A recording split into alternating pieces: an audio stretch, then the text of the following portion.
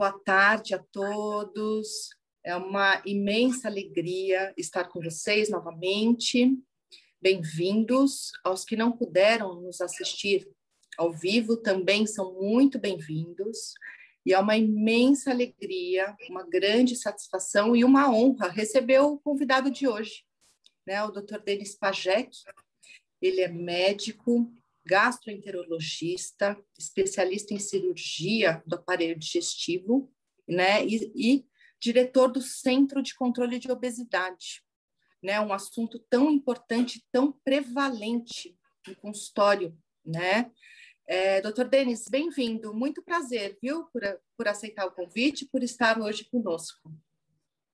Muito obrigado, Marina, pelo convite. É uma satisfação muito grande estar participando aí com vocês. A gente se conhece há tantos anos e por tanto tempo trabalhamos juntos e continuamos trabalhando com muitos pacientes em comum. E é sempre importante tratar desse assunto que é uma doença, na verdade, a obesidade, que hoje atinge 1/4 da população brasileira. Então, sem dúvida que é um assunto que você escolheu aí de grande relevância para essa conversa. Muito obrigada, né, por ter aceitado o convite. Acho que é de extrema relevância, né? Nós percebemos no nosso dia a dia, no nosso consultório, né, a alta prevalência da obesidade. E algo que me chamou muito a atenção nos últimos meses, né, é que nesse período da pandemia eu estou percebendo muitos pacientes retornando ao consultório e, infelizmente, com peso muito acima do que já tinham, né? Então, acho que a pandemia veio agravar algo que já era muito preocupante, né, de saúde pública. Doutor Denis, para começar a conversa, você poderia nos explicar o que é a obesidade, como fazer o diagnóstico? Você mesmo já falou que é uma doença que merece atenção e tratamento. Bom, a obesidade é doença. Isso é uma coisa muito importante de ser colocado, porque é uma condição ainda muito atribuída, mesmo pela classe médica, a problemas comportamentais. Embora a gente não possa negar a influência dos fatores relacionados ao estilo de vida contemporâneo, sedentarismo, os maus hábitos alimentares, não há como negar a influência disso na origem, na gênese da obesidade. A gente sabe hoje que, principalmente para aqueles pacientes com quadros mais graves, crônicos, com obesidades em graus mais avançados, existe uma condição genética predisponente muito importante. É uma genética complicada, difícil de entender, não é uma genética simples. Se estuda muito essa questão hoje em dia, mas é importante ressaltar isso, né? E isso é importante até para que a gente acabe com o que a gente chama de estigma da obesidade, né? Que é esse tratamento que se dá ao paciente com obesidade, como se ele fosse culpado pela condição dele, né? Então, isso é uma luta de todos os especialistas, de todas as áreas que tratam de pacientes com obesidade. E a gente pode fazer esse diagnóstico de obesidade, a grosso modo, de 3 maneiras, né? Um é pela definição de quanto acima do peso a pessoa está, né? Isso é dado pelo cálculo do índice de massa corporal, que é o chamado IMC, que é uma relação entre o peso e a altura da pessoa. Então, isso é um índice que foi criado há mais de um século. Ele, na verdade, tinha a função de avaliar populações, não para avaliar um indivíduo na sua condição pessoal, mas ele acabou sendo utilizado na prática clínica diária para a gente fazer uma estimativa de quanto acima do peso ideal essa pessoa está. Então, uma pessoa considerada dentro do seu peso normal, ela tem um índice de massa corporal de até 25. Entre 25 e 30, a gente diz que é sobrepeso, e acima de 30 ela tem obesidade. E aí os diferentes graus de obesidade, grau 1, grau 2, grau 3. A outra maneira é avaliar a distribuição da gordura corporal. Basicamente, existem dois tipos de distribuição mais comuns, o que a gente chama de androide, que é mais comum nos homens, mas não é exclusivo dos homens, onde prevalece a gordura abdominal visceral, que é uma gordura, vamos dizer assim, pior, mais grave, porque ela está mais relacionada a doenças metabólicas, como diabetes, como hipertensão, e a chamada distribuição ginecoide, que é mais periférica, que é mais comum, mas não é exclusiva das mulheres, né? Uma gordura mais localizada no quadril, e é uma gordura que não é tão ruim do ponto de vista metabólico.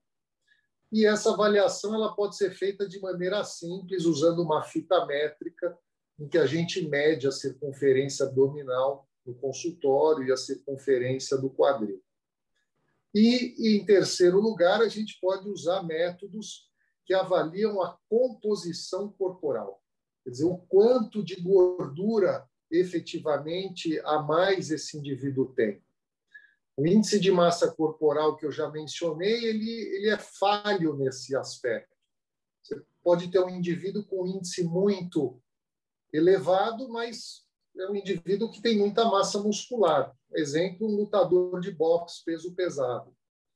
Então, a avaliação da composição corporal por diferentes métodos permite que você diferencie e realmente identifique aqueles indivíduos onde há um excesso de gordura. E aí você pode identificar indivíduos que são magros ou que têm um IMC não muito elevado na medida do IMC, mas que na composição corporal e na distribuição de gordura eles tenham um padrão metabólico ruim. Isso acontece também. Então, o ideal é que se faça uma composição dessas três análises. Você citou algo importante, que é de extrema importância no consultório, né? Principalmente para os clínicos, cardiologistas, endócrinos, que a obesidade ela acaba aumentando, piorando todo o perfil metabólico, né? Então, conforme a pessoa ganha peso, isso eu estou vendo muito no consultório, né? Todo o perfil metabólico da pressão, dos níveis glicêmicos, colesterol, triglicérides, há uma piora em todo esse perfil, né? Eu tô recebendo alguns pacientes aqui no consultório, assim, primeiro está me chamando muita atenção nesse período de pandemia, o quanto as pessoas engordaram. Não é raro eu perguntar, essa já é uma pergunta que faz parte, né, da minha anamnese, se a pessoa ganhou peso na pandemia. E muitos pacientes estão relatando, nossa, ganhei 10 quilos, 15 quilos. E eles vêm meses depois, o que a gente vê com perfil metabólico muito pior. Então, pacientes que tomavam menos medicações e tinham essas comorbidades controladas, alguns deles, depois desse ganho de peso, essas medicações já não são mais suficientes, né, para manter essas comorbidades em níveis de controle. A gente sabe que isso acaba piorando muito o risco cardiovascular, né, a incidência dessas doenças cardiovasculares. Então, isso é de extrema importância, as pessoas se conscientizarem, buscarem caminhos para voltar ao peso pré-pandemia ou até para o peso ideal, né? Você mesmo falou já dos índices de massa corpórea e circunferência abdominal. Se você puder me falar um pouco, doutor Denis, sobre os modos, quais são os tratamentos disponíveis para a gente ajudar a esses pacientes a alcançarem, né, um peso adequado e melhor controle desse metabolismo? Isso, você tocou num ponto importante, Marina, que é o seguinte: a mensagem que se tem, que a gente quer passar, é que perder peso faz parte do tratamento. Perder peso não é recomendação. Então, se a gente simplesmente fala para o paciente, perca peso, você precisa perder peso, sem que seja receitado um tratamento, sem que seja definida uma meta, sem que seja combinada uma estratégia de como atingir isso, simplesmente a recomendação ela não funciona. Tá? Isso é uma coisa que está já provada. O segundo ponto é que é importante a gente explicar para os pacientes que pequenas perdas de peso já trazem grandes benefícios. Então, às vezes, a pessoa está acima do peso e ela tem uma expectativa de que ela tem que perder, quando é recomendado que ela perca peso, que ela tem que perder todo o excesso de peso que ela tem. E muitas vezes é muito difícil e vai demorar muito tempo, e isso pode desmotivá-la e ela acaba não seguindo as recomendações. A gente sabe que se a pessoa, por exemplo, perde 5% do peso, isso já é importante para controlar a pressão, já melhora o controle glicêmico. Se ela perde 10% do peso, o benefício já é mais significativo ainda. Então, esse é o ponto. A modalidade de tratamento que vai ser prescrita, ela vai depender do grau de obesidade e da gravidade das doenças associadas que o indivíduo tem e as suas expectativas. Então, são esses três aspectos, né? A essência do tratamento é sempre relacionada à dieta e atividade física. Essa é a base, e ela é uma recomendação, é uma prescrição. Inclusive, a atividade física hoje é prescrição, ela é considerada prescrição, não mais só recomendação, né? Então, ela é a base em qualquer grau. Pacientes que têm um grau mais elevado de obesidade, IMC acima de 35, por exemplo, ou antes disso, né? Um paciente com uma história mais crônica, com outras tentativas de perda de peso, ou que, por conta das suas comorbidades, precisam perder um pouco mais de peso, esses indivíduos, eventualmente, eles vão se beneficiar do uso de medicações contra a obesidade. Existem medicações modernas que, quando bem prescritas, elas contribuem para que se atinja essas metas de perda de 10% do peso, algumas atualmente aí mostrando resultados para alguns pacientes de até 15% de perda de peso, que é um resultado excepcional. O que é importante entender em relação às medicações é que precisa se perder um pouco do preconceito que existia muito relacionado às medicações contra a obesidade, que no passado foram muito mal prescritas, né, e medicações que traziam muitos efeitos colaterais.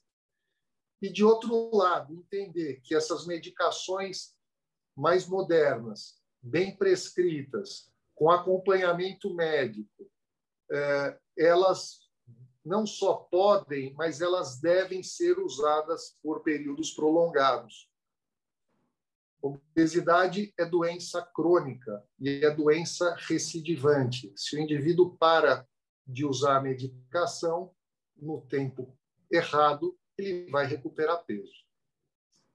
Para aqueles casos mais graves, que são os índices de massa corporal acima de 35, com comorbidades, ou acima de 40, que não tiveram sucesso com o tratamento clínico, a cirurgia bariátrica é uma opção, né?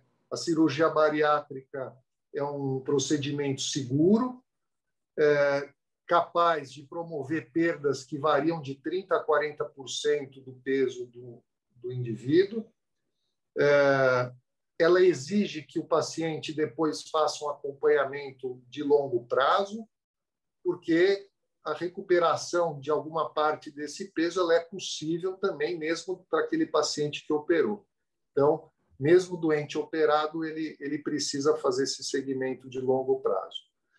E, de maneira intermediária, hoje a gente tem os métodos endoscópicos, que são para aqueles pacientes que estão em situações intermediárias, não tiveram sucesso com o tratamento clínico, mas não são candidatos a uma cirurgia. Então, nós temos o balão intragástrico, que já é um tratamento que já está há bastante tempo, né, mais de 20 anos já. Também, importante entender que o balão é um tratamento temporário para uma doença crônica. Então, o balão sozinho não vai resolver o problema de ninguém no longo prazo. Ele pode ajudar numa perda de 10%, 15% de perda de peso, é o resultado médio desse tratamento. Uma vez retirado o balão, a pessoa precisa continuar em tratamento, senão ela vai acabar recuperando o peso.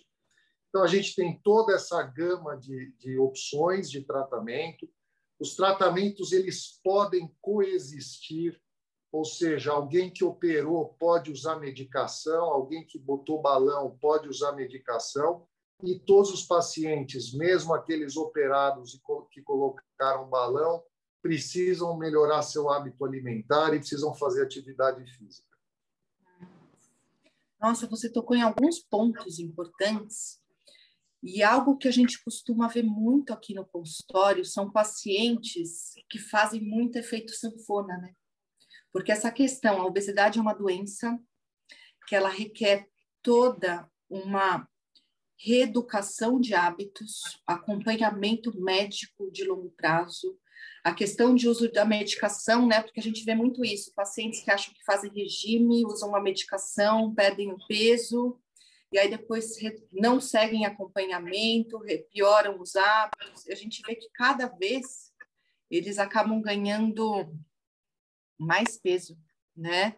E não conseguem sustentar um tratamento adequado a médio e longo prazo. Isso é algo muito recorrente, né?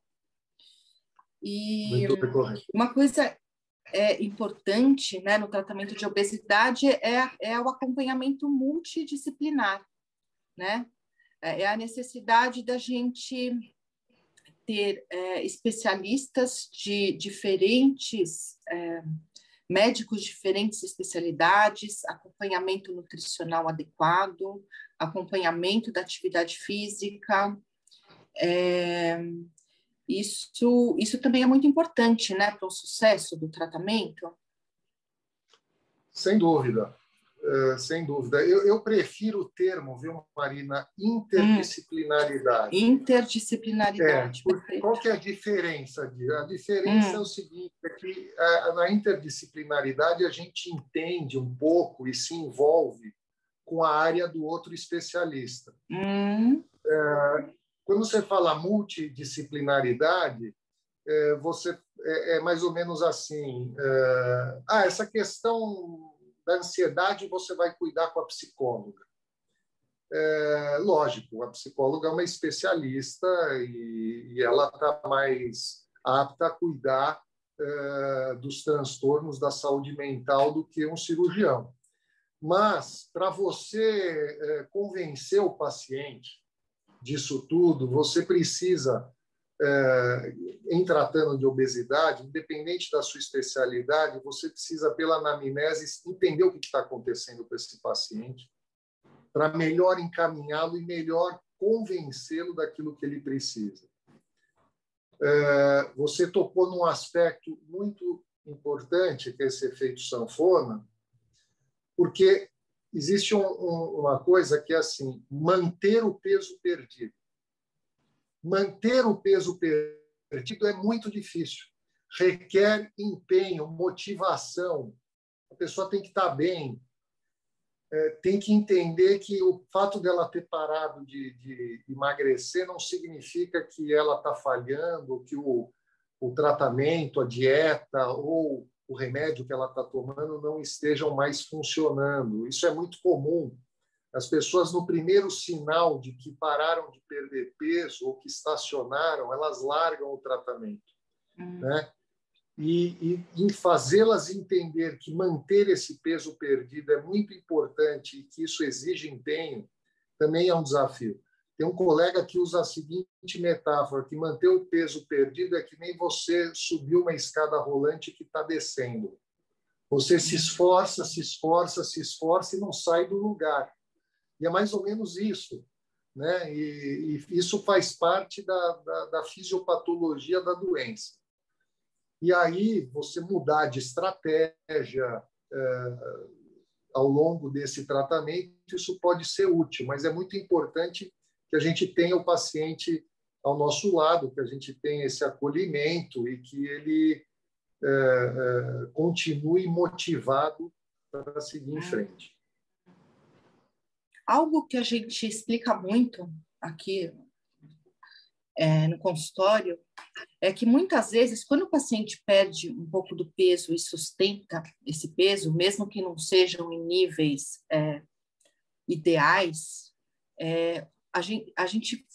isso facilita muito o tratamento das doenças crônicas, né? Então, a gente vê que o paciente que começa a abraçar e começa a fazer um tratamento adequado de mudança de hábitos, quanto necessário o uso da medicação, quanto necessário o uso da cirurgia, a gente costuma ver muitas vezes o que o paciente necessitava de diferentes medicações associadas em doses altas para buscar esse controle, né? E o que a gente costuma ver é que muitas vezes a gente reduz, né? Então, a gente pode não, são doenças crônicas, né? A pessoa não vai deixar de ser hipertenso ou diabético, mas ele vai passar a tomar uma medicação ou alguma associação numa dose muito mais baixa, com menores efeitos colaterais. E isso é um benefício excelente, né?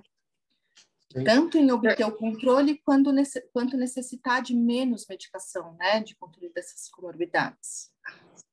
Sim, inclusive hoje tem se usado um termo chamado de obesidade controlada.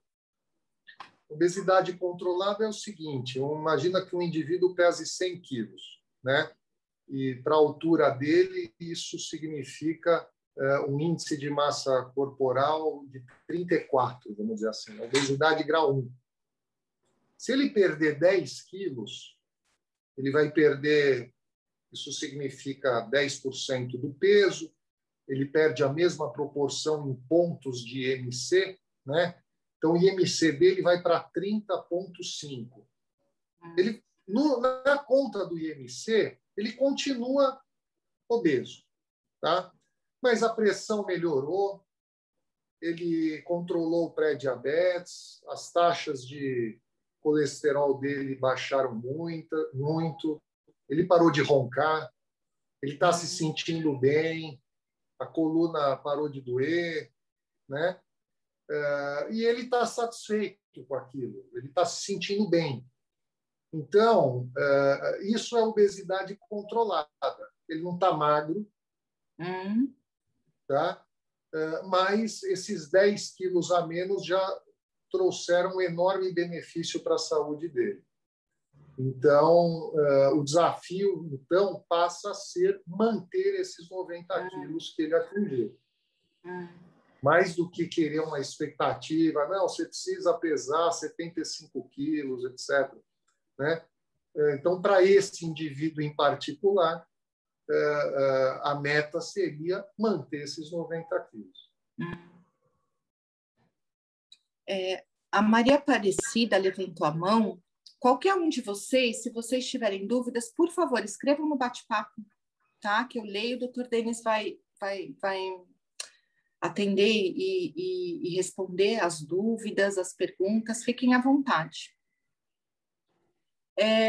Algo importante, isso seria até muito bom se o Armando participasse, né, dessa conversa. Você falou sobre a distribuição da massa corporal, né?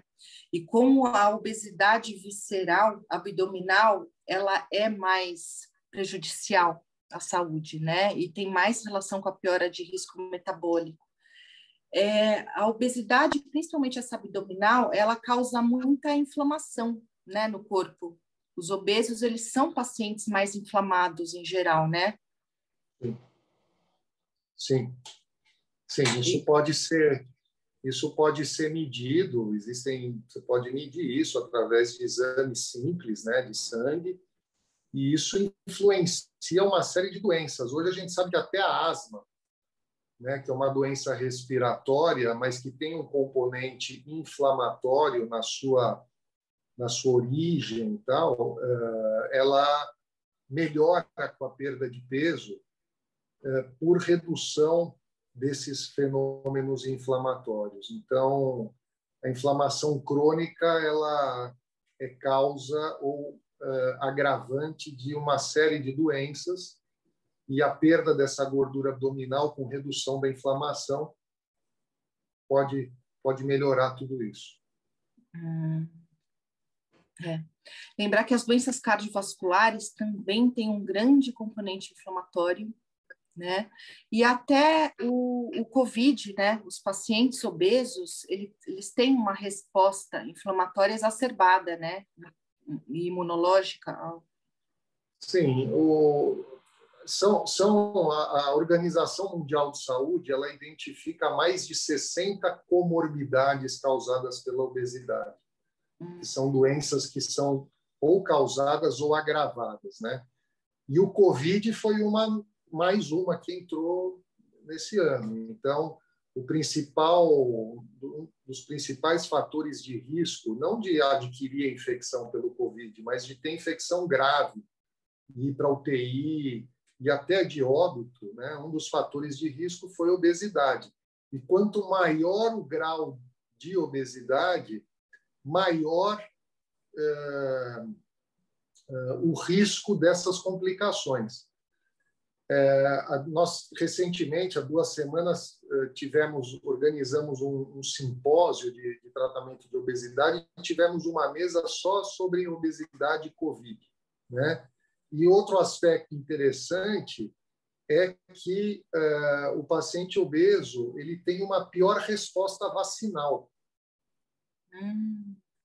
Então, até do ponto de vista de imunização, você tem um resultado melhor na hora que o paciente perde peso. Então, ele tem doença mais grave por COVID e piora da resposta às vacinas, né? Eu já gostaria de entrar, né, no assunto do tratamento cirúrgico para os casos de obesidade mais grave, com mais comorbidades. Comorbidades são doenças associadas, tá? Como hipertensão, diabetes, colesterol, triglicéridos. E eu vejo uma resposta muito boa, super satisfatória. Eu acompanho muitos pacientes, já acompanhei muitos pacientes do Dr. Denis, no pós-operatório, né? Como todo esse perfil metabólico melhora muito. Então, principalmente pacientes jovens que têm esse metabolismo desequilibrado, mas que ainda não deu tempo de se instalarem as complicações cardiovasculares por causa desses fatores de risco, eles respondem super bem ao tratamento, né? E aí aqui tem uma pergunta interessante da Fátima que liga a esse assunto e até uma curiosidade minha.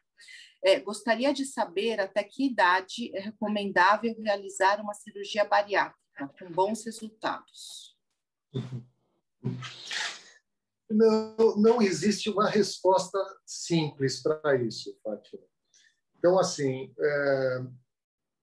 a idade de 65 anos ela é considerada, assim, vamos dizer assim, um divisor de águas do ponto de vista de risco cirúrgico para cirurgias de grande porte de um modo geral. Então, ela foi muito assim utilizada como meio que, olha, a partir de 65 anos, você tem que avaliar o risco-benefício. Então, a coisa da idade sempre foi colocada dessa maneira, né?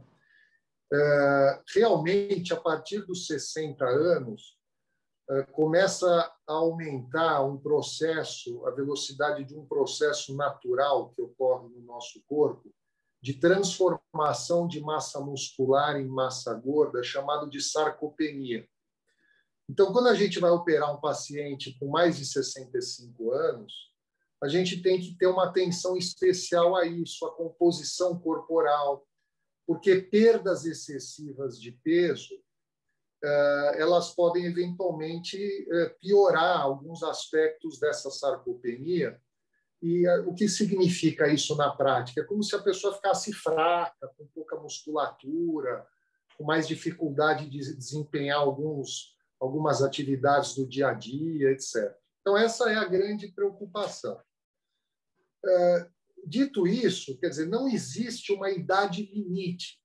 Tá? Nós já operamos pacientes de 72, 73 anos, tenho colegas que já operaram pacientes com mais idade. A questão é saber quem é esse paciente, como é que ele está, como é que está a saúde dele. De um modo geral, a maioria dos pacientes que nós operamos nessa faixa etária são pacientes que, do ponto de vista metabólico, estavam muito bem.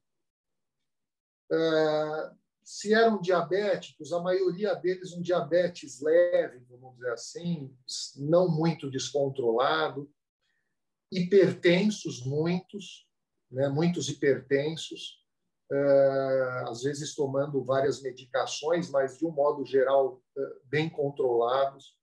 O grande problema desses pacientes, na nossa experiência, são problemas motores. Então, são pessoas que têm uma artrose no quadril, no joelho, isso está causando limitação, daqui a pouco vai precisar de uma bengala, vai ter dificuldade de locomoção, vai precisar de ajuda. Então, conforme vai aumentando a idade, eu diria a partir dos 70 anos, essa, sem dúvida, é a principal motivação. Isso é um fator muito importante para a decisão. Lógico que é um paciente que tem que estar bem clinicamente, ele tem que estar bem compensado das suas doenças crônicas, para que o risco cirúrgico seja pequeno, como no indivíduo jovem. Mas o principal desfecho que a gente chama é a melhora nessa funcionalidade. Então, a gente tem que fazer uma avaliação de funcionalidade.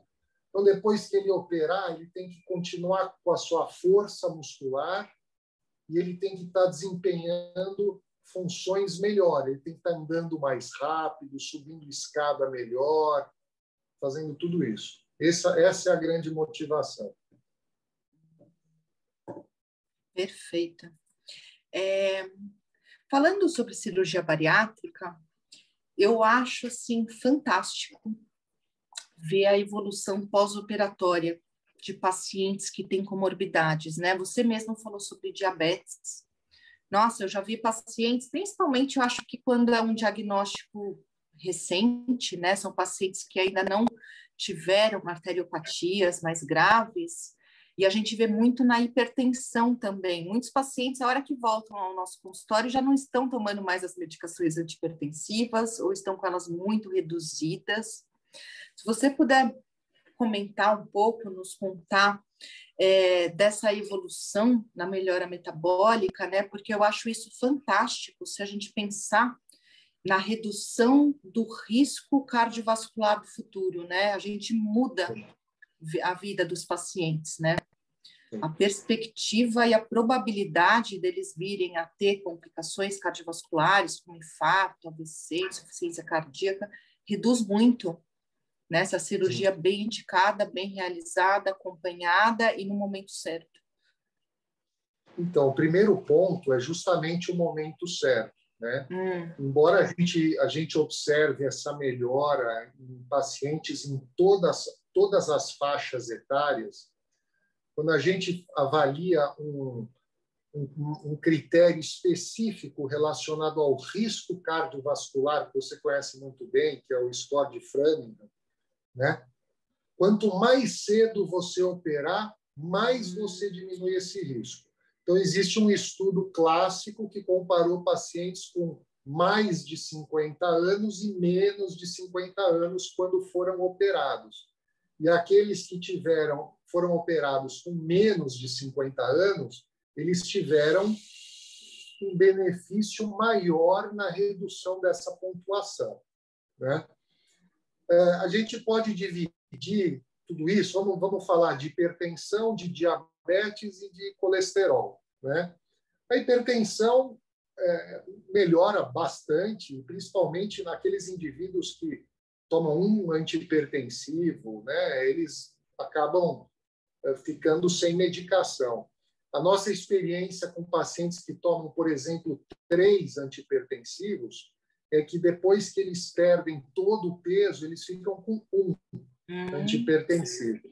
Com o tempo, se eles recuperam peso, pode eventualmente voltar, ter que associar mais algum. Por isso é muito importante o trabalho de manutenção dessa perda de peso no longo prazo.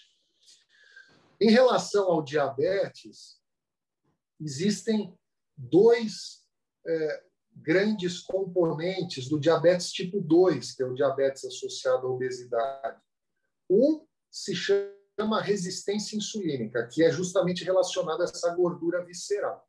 Então, quanto mais gordura visceral o paciente perder, melhor vai ser o controle do diabetes. E existe um outro componente que a gente chama de reserva pancreática.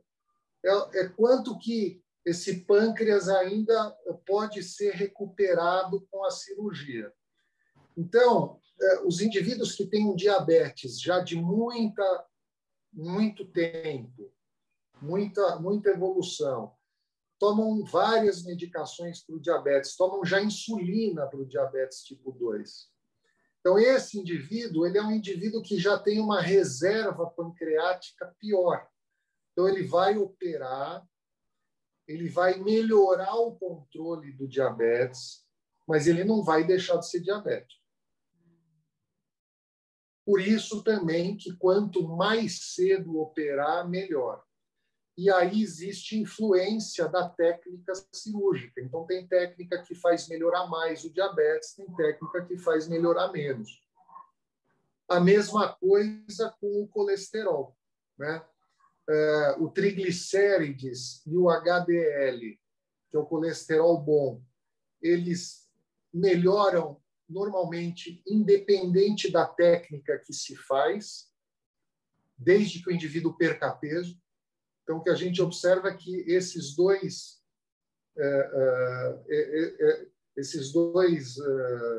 lípides, eles têm melhora com a perda de peso por si só, né?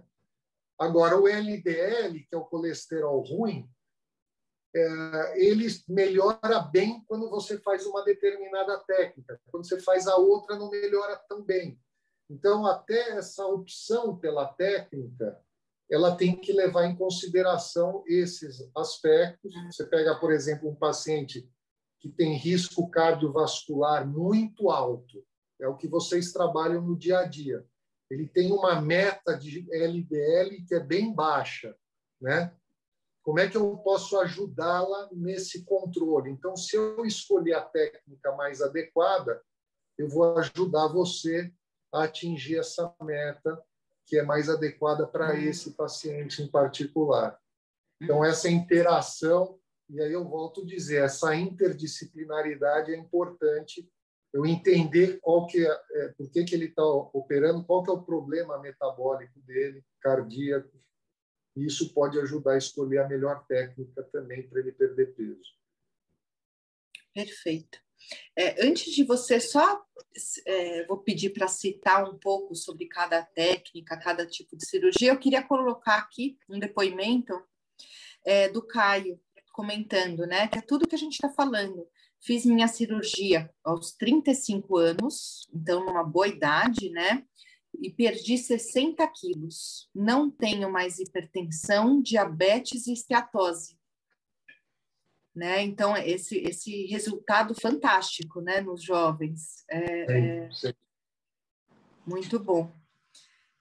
Doutor Denis, você pode, por favor, comentar conosco um pouco dos tipos de técnicas que existem? Bom, existem inúmeras técnicas cirúrgicas e, ao longo das décadas, foram ocorrendo transformações e maiores preferências por uma ou outra técnica. Isso é importante entender, como é que se chegou nisso. E que existem 2 aspectos nessa história da cirurgia bariátrica, que é uma história já de quase 70 anos, tá? que são muito importantes. Então, as técnicas elas são escolhidas pela sua segurança e pela sua eficácia. O que eu quero dizer com isso é o seguinte: nos anos 60, 70, se faziam técnicas que eram muito eficazes, faziam a pessoa emagrecer muito, e que deixaram de ser realizadas porque não eram seguras. Traziam muitos problemas de saúde para o indivíduo. Então, a especialidade ela foi evoluindo nesse sentido.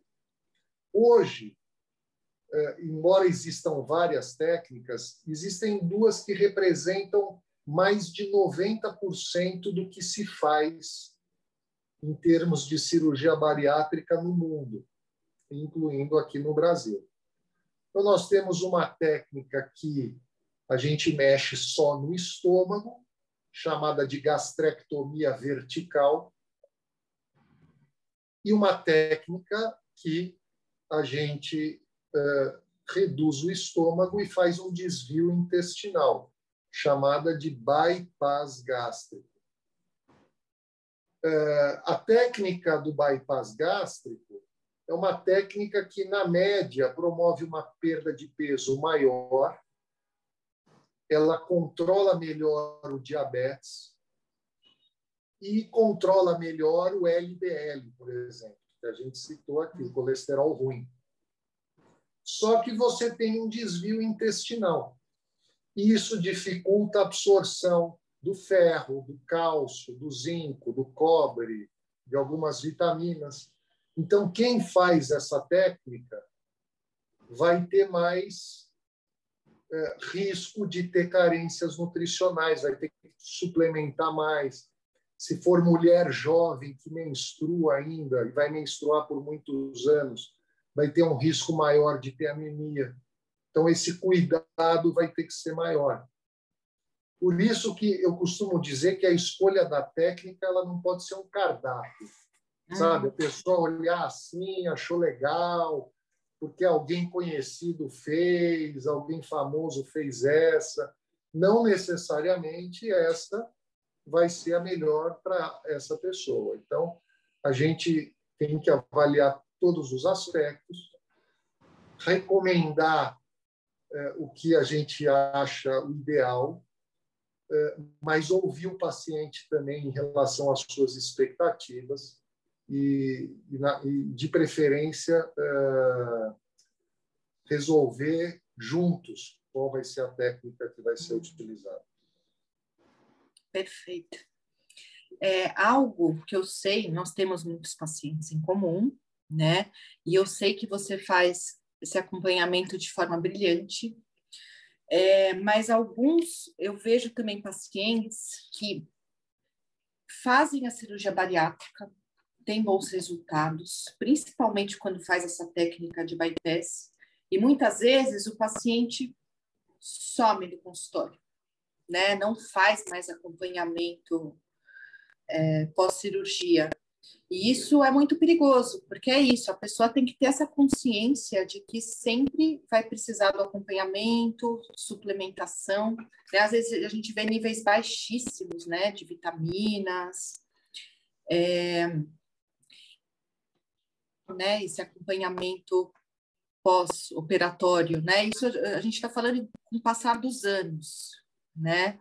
Do paciente sempre ter a consciência do tratamento interdisciplinar, né? Sim.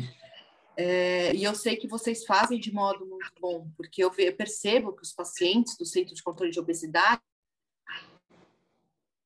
tanto da necessidade desse tratamento disciplinar, como também eles têm muita consciência da importância da responsabilidade do paciente como um agente ativo, né, de manutenção e de construção desse processo de saúde, né, porque um paciente que faça cirurgia bariátrica, ele vai precisar fazer também toda a reeducação alimentar, ele vai sempre precisar fazer atividade física, né, então não existe essa questão de que a cirurgia possa ser um milagre, que a pessoa continue com a vida desequilibrada, com muito fast food, muitos hábitos inadequados, muita bebida alcoólica, e achar que, de repente, um procedimento cirúrgico possa resolver milagrosamente, né, os seus problemas.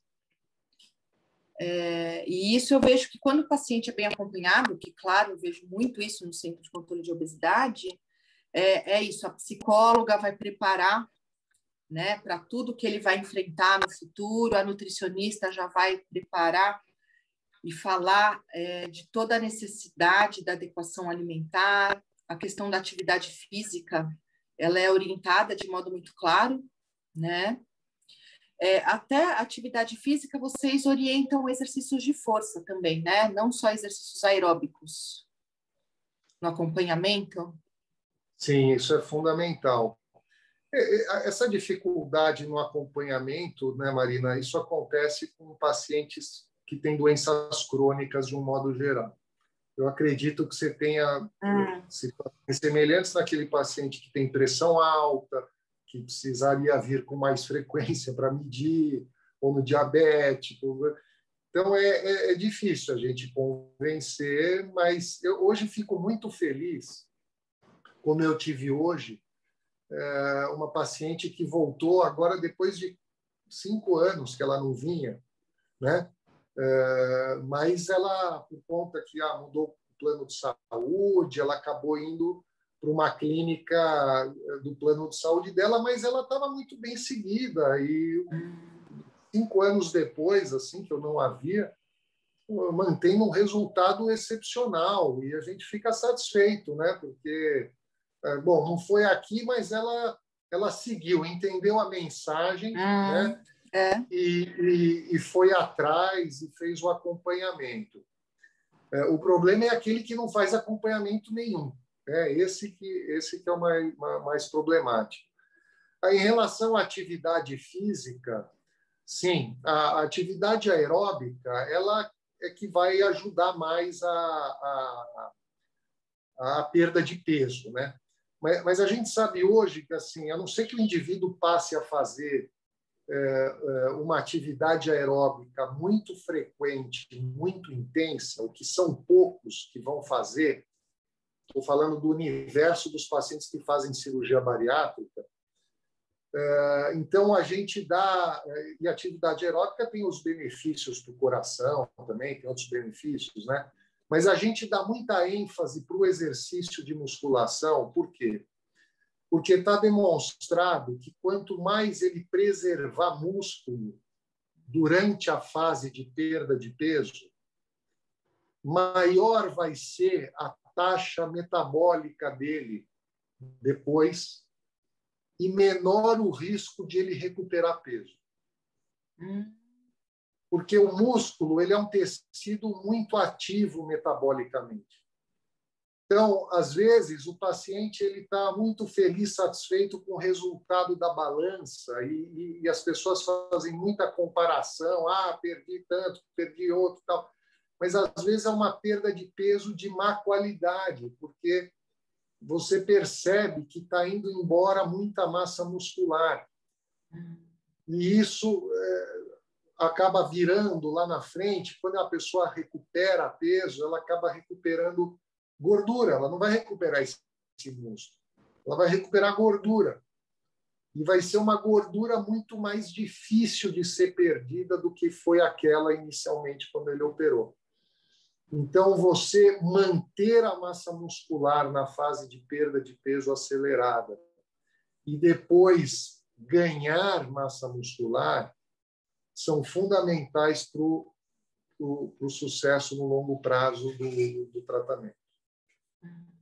E qual seria a recomendação em relação à intensidade, à frequência, duração semanal? Isso é avaliação individual, assim, exatamente o tipo de exercício. Isso, o educador físico ele pode explicar melhor do que eu, mas o ideal em termos de frequência é que a pessoa faça 3 vezes por semana, pelo menos, né? Se não faz nada e começar a fazer 2 vezes por semana, ótimo, excelente, né? E isso é o que se chama de atividade programada. É importante a gente estimular também a atividade não programada, que é caminhar, andar mais, dar mais passos, né? Menos elevador, mais escada, esse tipo de coisa, porque também no dia a dia isso também tem um benefício na manutenção do peso, principalmente, e fora os benefícios do ponto de vista cardiovascular dessa atividade aeróbica, né? Então, a gente estimular a atividade não programada é fundamental também. Aqui escreveram no bate-papo, né? A gente estava falando sobre a questão da idade, né? E você, de modo muito bom, comentou que essa avaliação tem que ser individualizada, né? E aí tem um relato aqui de que uma das pessoas assistindo, né, que conhece uma pessoa com mais de 65 anos que fez cirurgia bariátrica e parou com todos os remédios. Tem muitos casos, né? Isso recentemente, agora em dezembro, eu trabalho no Hospital das Clínicas, numa unidade de cirurgia bariátrica, e essa é minha linha de pesquisa há 10 anos, né? Cirurgia bariátrica em pacientes com mais de 65 anos. Então, nós temos ali um grupo que foi motivo da minha tese de livre docência, agora em dezembro, que é o segmento de pacientes, são 40 pacientes que foram operados, com idade média de 68 anos, né? Submetidos a 2 técnicas diferentes, e que a gente faz toda essa análise. Tem uma geriatra que acompanha os pacientes também, e a gente faz toda essa análise e um acompanhamento. Nós temos, ao todo, um número maior de pacientes nessa faixa etária que nós já operamos, mas esses foram os que entraram no estudo, né? E assim, tem paciente que largou toda a medicação, é verdade. Mas, de um modo geral, se a gente for ver, a saúde metabólica deles, na maioria, não era ruim, viu, Marina? Na maioria, lógico, tinha um ou outro com diabetes mais descontrolado, uma pressão mais descontrolada, mas, na média, do ponto de vista metabólico, eles estavam bem, né? E o IMC muito alto, 49 de média de IMC, então pacientes com um grau bem elevado de obesidade, e o resultado foi muito bom. Nossa, super interessante essa tese. Dr. Denis, eu adorei a nossa conversa. Eu achei muito agradável e muito boa para conscientizar as pessoas da necessidade de sempre buscarem perder um pouco de peso, né? Desde os graus mais leves de obesidade, que são muito comuns aqui no consultório, que é o que você comentou, um pouco que perca do peso, a gente já percebe uma melhora metabólica significativa, né? Então, é um esforço atual que pode ajudar a mudar o caminho do futuro, né? A reduzir esse risco cardiovascular do futuro. Algo que eu tento passar muito para os pacientes, essa responsabilização de que o modo como a pessoa vive atualmente vai interferir, vai ter uma relação direta, né, com o processo de envelhecimento, né? Se a pessoa quer envelhecer bem, com qualidade de vida, é importante buscar, de um modo ou de outro, buscar perder o peso, né? E eu agradeço muito você ter aceitado, né, esse convite, esse bate-papo, porque é para ajudar a estimular, a conscientizar, né, os pacientes de que toda perda de peso é benéfica, né? E outro lado brilhante que você falou é a questão de obesidade ser uma doença, né? Das pessoas aceitarem, não terem esse estigma e aceitarem buscar ajuda, porque atualmente existe muita ajuda disponível, né? Foi muito, não foi nada detalhado, mas o Dr. Denis aqui conseguiu, né, abordar e nos falar dos caminhos que nós temos para buscar perder peso, né? E existem muitas medicações novas no mercado. Isso é algo que ajudou muito, né, Dr. Denis? Porque no passado As medicações usadas para controle, para perda de peso, os cardiologistas não gostavam nada, né?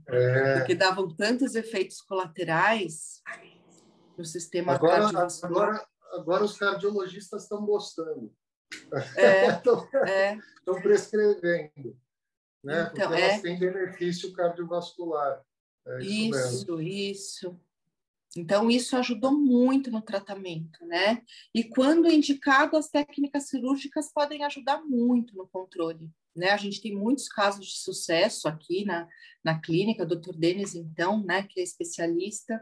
Então, assim, há muitos caminhos, né? Importante buscar ajuda, importante buscar avaliação médica, né? E estamos todos aqui juntos, né, Dr. Denis, para poder ajudar, né? Aos pacientes, achar o melhor caminho para cada um. Muito obrigado, Marina, aí pela oportunidade. Obrigado a todos aí que estão nos assistindo, quem for assistir mais tarde. E espero poder conversar outras vezes aí com vocês.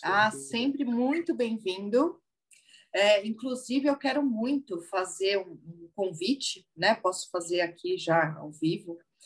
Gostaria de fazer uma conversa com o Dr. Armando Adler, que é um endocrinologista que eu gosto e respeito muito, e acho que juntos poderíamos falar sobre diabetes, né? E os benefícios, os caminhos de tratamento atuais, né? Que evoluíram muito nos últimos anos. Eu vou pedir a vocês, se puderem, foi colocado aqui no bate-papo um link de uma pesquisa, só para a gente saber quais foram os pontos que vocês gostaram, quais os pontos que a gente pode aprimorar e melhorar. Então, se vocês puderem preencher, tá? Nos ajudaria muito, né? A nossa ideia toda é levar informação, levar estímulo para vocês terem melhores hábitos, para vocês terem um melhor controle das comorbidades e mais saúde, né? Com menor risco cardiovascular. Então, doutor Denis, muito obrigada, viu? Pela conversa. Marina. E muito obrigada pela presença de todos. Eu que agradeço. Tudo de bom, boa semana a todos. Muito obrigada para você também e a todos também.